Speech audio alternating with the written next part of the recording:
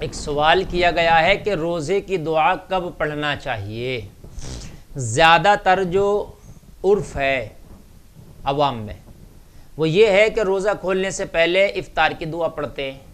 اللہم انی لک صمت و بک آمنت و علیک توکلت و علی رزقک افطرت فتقبل منی۔ بذات طور سے ایسا ہوتا ہے کہ کوئی ایک مائک سے کہلوا رہا ہوتا ہے، لوگ پیچھے پیچھے اسے دہرا رہے ہوتے ہیں۔ تو دیکھیے میں آپ کو بتا دوں، روزہ افطار کی دعا روزہ افطار کرنے کے بعد پڑھنا ہے،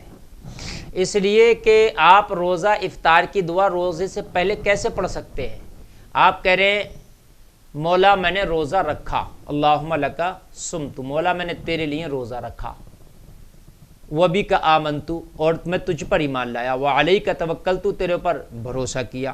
وعلی رزقک افطرت، اور میں نے تیرے رزق پر افطار کیا۔ تو ابھی تو افطار کیا نہیں ہے، اور آپ کہنے اس میں رزق پر افطار کیا۔ بھئی جب افطار کر لیں گے آپ تبھی تو کہیں گے اللہ میں نے تیرے رزق سے افطار کیا، پھر فتقبل منی، مولا تو میرے روزے کو قبول فرما۔ تو ابھی روزہ مکمل کا ہوا، جب افطار لیں گے تب مکمل ہوا نا، تب آپ کہیں گے اللہ میں نے جو روزہ رکھا تھا یہ مکمل ہوا، اس کو تو قبول فرما۔ تو بسم اللہ پڑھ کے آپ روزہ افطاریں۔ روزہ کائے سے افطاریں؟ سنت ہے کھجور سے، کھجور نہ ہو تو پانی سے، حالانکہ اس کے علاوہ بھی پھل وغیرہ کھانے وغیرہ سے افطار سکتے ہیں، منع نہیں ہے، لیکن سنت یہ ہے افطاریں۔ افطارنے کے بعد جو ہے اچھا ایک روزہ افطارنے کا میں آپ کو طریقہ بتا دوں، دن بھر کے بھوکے ہوتے ہیں بہت سے لوگ، جب روزہ افطارتے ہیں تو ایک بار میں ہی سب پیٹ بھر کے کھا لیتے ہیں، تو وہ بھاری بھی ہو جاتا ہے،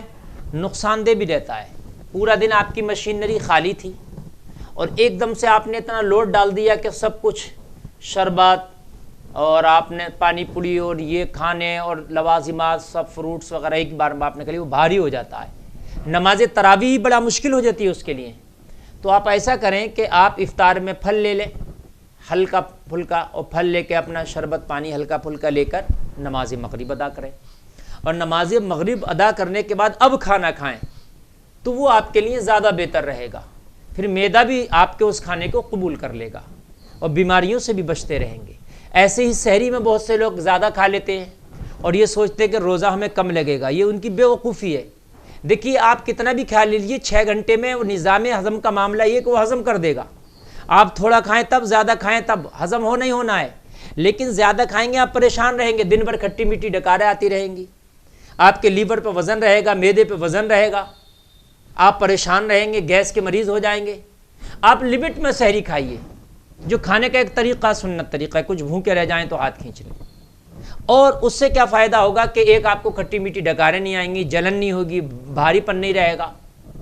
یہی روزہ رکھنے کی بات تو بھئی روزہ وہی ہے جو محسوس ہو، آپ کو محسوس ہوگا روزہ لگے گا، لیکن اس سے آپ فٹ رہیں گے، تندرست و توانا رہیں گے، آپ بیمار جلدی نہیں ہوں گے۔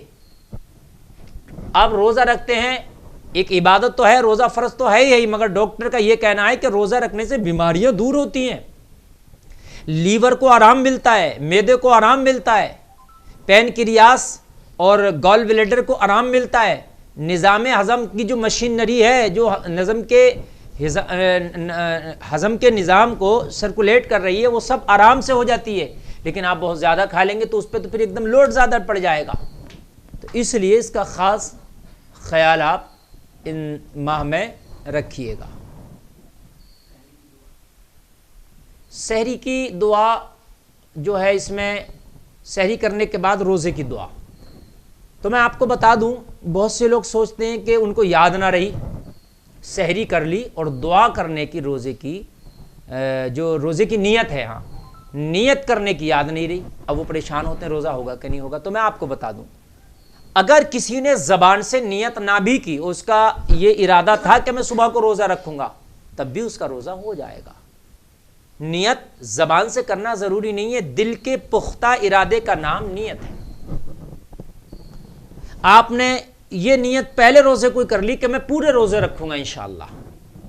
پورے روزے، پھر آپ کسی دن بھی نیت نہ کریں، آپ نے پہلے دن کر لی تھی کہ میں ہر روزہ رکھوں گا، تو آپ کسی دن بھی نہ کریں، ہر دن آپ کی وہ نیت پہلے دن کی شمار ہوتی چلی جائے گی۔ یا آپ نے یہ نیت کر لی تھی کہ میں آپ سو رہا ہوں بھائی صبح کو روزہ رکھوں گا، پھر آپ بھول گئے، آپ نیت نہ کر پائے، تب بھی آپ کا روزہ ہو جائے گا۔ آپ صبح کو آپ کو یہ یقین تھا بھائی روزہ رکھوں گا کہ میں نہیں رکھوں گا، کچھ ایسی بیماری تھی، پریشانی تھی، پھر آپ نے نیت نہیں کی اور سحری کا وقت ختم ہو گیا اور پھر آپ روزہ رکھ رہے ہیں، تو اس وقت آپ نیت کر لیں جس وقت آپ کے ذہن میں آئے، آپ کا روزہ ہو جائے گا۔ بنا سحری کے کچھ لوگ کنفیوژن میں رہتے ہیں کہ سحری نہیں کھائیں گے تو روزہ ہوگا کہ نہیں ہوگا، تو سحری کرنا سنت ہے۔ اگر آپ نے سحری نہیں کی اور روزہ رکھ لیا تو آپ کا روزہ ہو جائے گا، لیکن سحری کرنے کا ثواب نہیں ملے گا۔ سحری کرنا سنت ہے۔ بہت سے لوگ سوتے رہ گئے، سحری میں آنکھیں نہیں کھلی، تو اب وہ اٹھے، سحری کا وقت نکل گیا تو روزہ ہو جائے گا۔ وہ پہلے ان کی نیت تھی روزہ رکھنے کی، تو وہ نیت بھی کام کر جائے گی، اور وہ اگر مزید پھر نیت کرنا چاہ رہے ہیں تو کر سکتے ہیں۔